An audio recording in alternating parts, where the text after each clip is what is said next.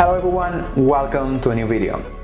A few months ago I published one video in which I shared with you which was the total cost of installing photovoltaic solar panels at your home, which if you didn't watch it, it will be here above for you and also down below in the description.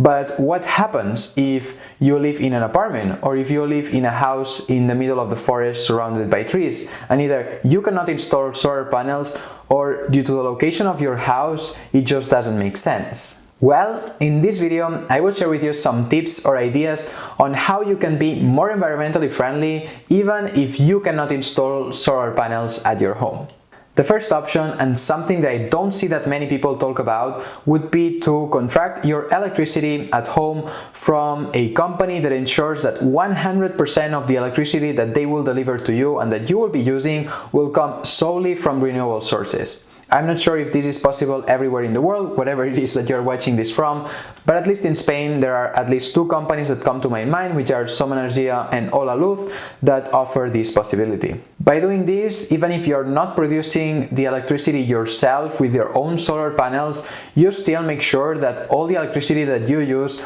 comes from renewable sources and is being produced in an environmentally friendly way.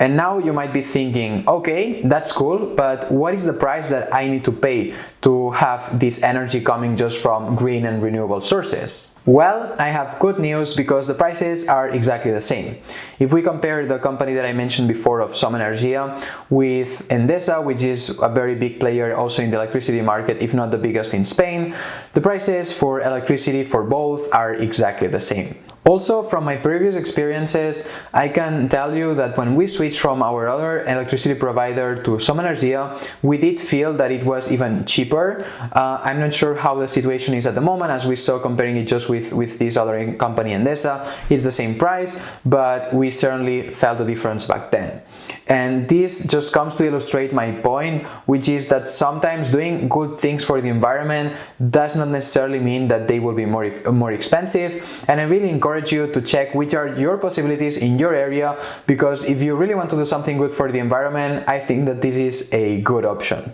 Moving next, my second alternative or possibility would be to use the money that you would have used to buy or install these solar panels at your home and instead invest them in the stock market and more concretely in renewable energy companies. If you don't want to pick one in particular, you can always invest through ETFs, diversify a lot more your investment, and there are some that target solely, for instance, solar energy companies if this is what you want to invest in, such as for instance the Invesco Solar ETF. Again, this is just an idea, no financial advice, so I take absolutely no responsibility for it, but my idea behind saying this is that if more people invest in renewable energy companies, these increase in price. Well, actually they have already increased quite a lot substantially during these past months, but the thing is that if the prices increases, then the company can fund or raise more capital more easily by issuing more shares at a higher share price, and then they can basically have more capital to invest in its own company and to hopefully help scale and expand the business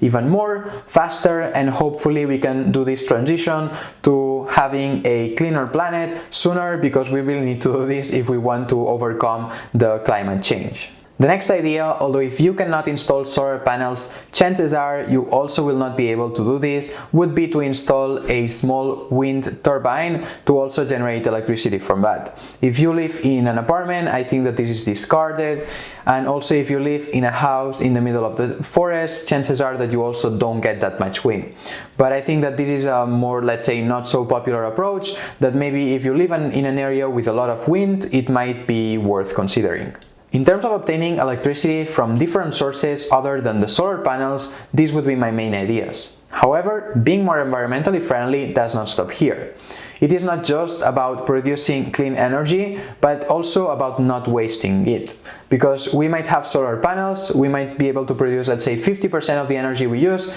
and then we think that, oh, we are already more environmentally friendly,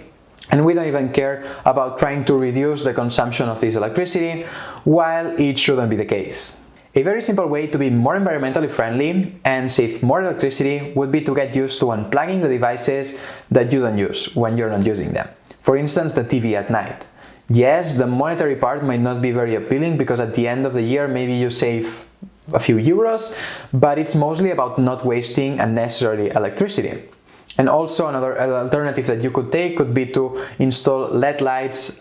in your house. Nowadays there are of many different colors, not just the classical blue light, and they are more efficient and use less electricity. Another alternative would be to buy an electric car if you need to buy a car, because otherwise then just don't buy a new one. And I'm just saying electric, maybe at the moment they are still a bit pricey and not really accessible to the middle class or middle lower class, but I'm hoping that in a few years it will be.